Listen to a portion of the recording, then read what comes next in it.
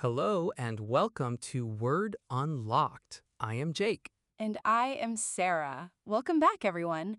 This is the podcast where we help you learn English naturally. We teach you real words and how people actually use them in daily life. That is right. And today we have a really great word for you. It is a word you will hear in the office, on the news, and in everyday life. The word for today is coherent. Let me spell that for you so you can picture it. C-O-H-E-R-E-N-T.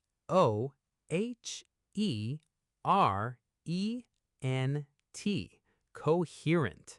So, Jake, what does coherent actually mean? Well, the simple meaning of coherent is clear and logical. It means something makes sense. Exactly. When something is coherent, all the parts fit together perfectly. It is easy to understand. Think about a story. If a friend tells you a story and it has a good beginning, middle, and end, and it makes complete sense, we say the story is coherent. But if the story jumps around and there are random characters and it makes no sense at all, then it is not coherent. Right.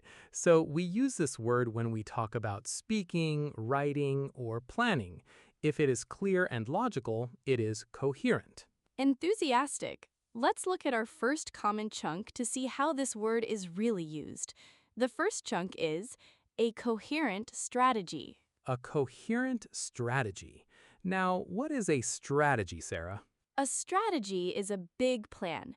You use a strategy when you want to reach a big goal. So, a coherent strategy is a very clear and logical plan. Yes, it means every single step makes sense. Every step helps the main goal. You are not just doing random things. Let me give you a real example sentence. Instead of building random new things, the company needs a coherent strategy to get paying users. That is a great sentence. The company is doing random things and wasting time. They need a clear, logical plan. Exactly. They need a coherent strategy to survive. All right, let's move to chunk number 2. This one is very common in everyday life. The chunk is barely coherent. Barely coherent. The word barely means almost not. So, almost not clear? Yes, exactly. We use this when someone speaking or writing is very hard to understand. Ah, like when someone is very tired or maybe panicked and talking too fast? Right. They are speaking, but you can barely understand them. The words are a mess. Here's an example sentence. He was awake for 36 hours fixing the computer, and his speaking was barely coherent. Wow, 36 hours. No wonder his words didn't make sense. His brain was so tired. Yes, he definitely needed some sleep to become coherent again. All right, our third chunk is a coherent argument. Now, an argument usually means an angry fight, right? People yelling at each other. Not always. In a business or school setting, an argument is an idea you want to prove. I see. So a coherent argument is a point that uses facts to show it is true. Exactly. Because it makes so much sense, it is very hard to say no to it. Let us hear the example sentence for this one. The new worker made a coherent argument for why we should rewrite the old code. That means the new worker gave very logical reasons. His proposal made perfect sense to everyone in the room. Yes, it was a coherent argument. It was very easy to agree with him. Let's go to chunk number 4, a coherent vision. A coherent vision. A vision is an idea of what the future should look like. Right, so a coherent vision is a clear, shared idea of a final goal. It makes sure all teams are working for the exact same thing. Here is the example sentence. The main problem is that the two teams do not share a coherent vision. That's a big problem in many companies. The sales team wants one thing and the builders want another thing entirely. Exactly. The plan is not shared and not unified. They need a coherent vision to succeed. And that brings us to our last chunk, number 5. Form a coherent sentence. Form a coherent sentence. Form means to make. so to make a clear sentence. Yes, it means the physical ability to speak clearly, but we usually use this in the negative. In the negative, like someone can't form a coherent sentence? Exactly. We use it when someone has a big shock, is very angry, or very tired. Here is the example. The boss was so angry about the mistake that he couldn't even form a coherent sentence. Oh, the boss was so mad his words stopped working. He was just making angry noises. Yes, he was too furious to form a coherent sentence. He just had to walk away.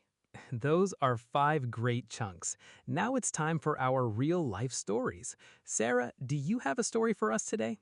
Yes. Last spring, I wanted to start a flower garden in my backyard. Oh, that sounds really nice. I love gardens. Well, it started badly. I just bought random seeds and plants at the store. I put them in the dirt everywhere with no plan at all. It looked really messy. So there was no clear design or order. Exactly. My mother looked at it and told me I needed a coherent strategy. I had to stop, sit down, and draw a map of where each flower should go. That is a great use of a coherent strategy. You needed a clear plan to make the garden beautiful. Yes, and once I had a coherent strategy, the garden grew perfectly. It looked amazing. What about you, Jake? Well, a few years ago, I decided to run a full marathon. It was very difficult for me. A full marathon? That is a very long run. Yes, it is. By the end of the race, my body was completely finished. I could barely stand up. My friend came up to me and asked how I felt. What did he say to you? I was so tired that I just mumbled random sounds. I was so exhausted, I couldn't even form a coherent sentence. I can imagine. Your brain just stopped working because of the run. All right, it is time to wrap up today's episode.